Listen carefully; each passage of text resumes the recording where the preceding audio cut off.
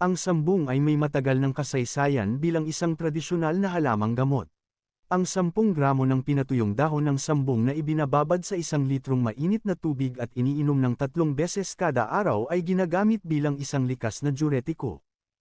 Na nangangahulugang ito ay nagpapahikayat ng produksyon ng ihi at tumutulong sa paglalabas ng sobrang likido mula sa katawan.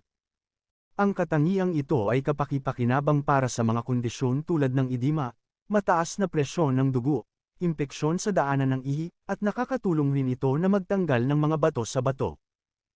Ang 10 dahon ng sambung ay pinapakuluan sa 1 litrong tubig sa loob ng 10 minuto, at iniinom ng 3 hanggang 4 na baso kada araw para sa may mga sipon, ubo, at lagnat. Ang dinikdik naman na dahon ng sambung ay ginagamit bilang panggamot o pantapal sa mga nananakit na rayuma. Ito rin ay ibinabalot sa tela at inilalagay sa noo upang mapababa